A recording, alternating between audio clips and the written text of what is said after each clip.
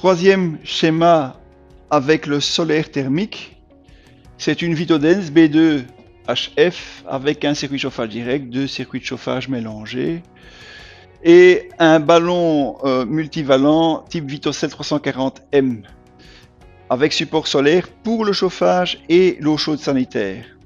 Voici le schéma hydraulique.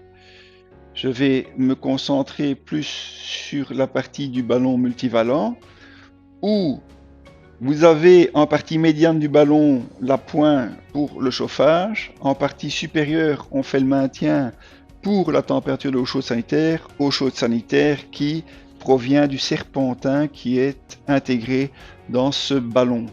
Malgré que c'est un système avec un serpentin dans une masse d'eau morte, c'est-à-dire on pourrait convenir d'un système instantané, nous avons la possibilité malgré tout de mettre une boucle sanitaire. Vous avez en sortie T43 qui est le mitigeur thermostatique, vous avez T40 la possibilité de boucle sanitaire et vous avez comme toujours les différents acteurs qui sont repris sur le schéma.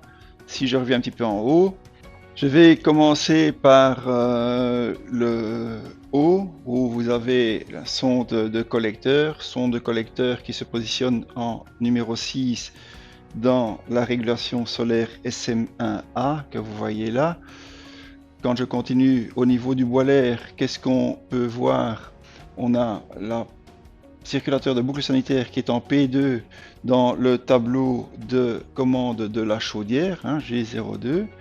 On a également en série avec le circulateur solaire l'aquasta limite de température s'il est nécessaire. Vous avez ici au niveau du tableau de bord de la chaudière entre 3 et 4 la sonde ici qui est la sonde numéro 5 qui est la sonde boiler eau chaude sanitaire. Vous avez au niveau de l'extension H21 qui est le premier circuit mélangeur.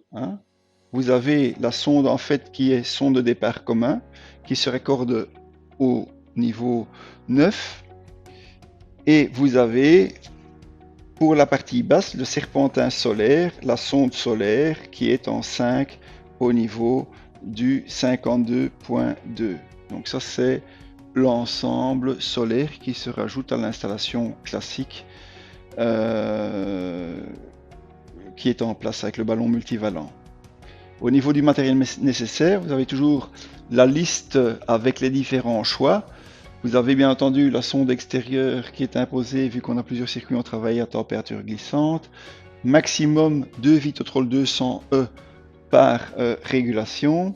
Vous avez la sonde tampon au milieu, en l'occurrence la sonde pour le chauffage, et la sonde boiler haute qui est la sonde pour l'eau chaude sanitaire vue côté chaudière. Et vous avez, attention, pour le circuit chauffage A1, c'est bien marqué, autorisé uniquement si circuit chauffage avec des durées de fonctionnement limitées, par exemple salle de bain, Vitotrol avec compensation d'ambiance ou vanne thermostatique, et aucune limitation de la température de départ requise, parce qu'en effet, on va envoyer de l'eau dans un circuit de chauffage qui n'est pas régulé en température, c'est du tout ou rien un circuit direct. Et à mi-saison, le solaire thermique peut déjà faire en sorte que l'eau de chauffage soit à une température très élevée. Donc, faire très attention. Normalement, le circuit direct n'est pas recommandé sur ce type d'installation. On va toujours travailler avec des circuits mélangés. Vous avez spécificité ici pour les différents circuits mélangés. M2 prévu, M3 étant optionnel avec les aquasta limites si c'est du chauffage par le sol. Les différents accessoires, matériel d'installation, ce qui est inclus au niveau de la régulation solaire SM1A, les différents volumes 750 ou 950 litres pour le Vitocell, donc une liste complète des éléments.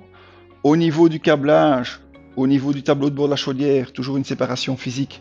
Ce qui est à droite, très basse tension, ce qui est à gauche, le 230 volts.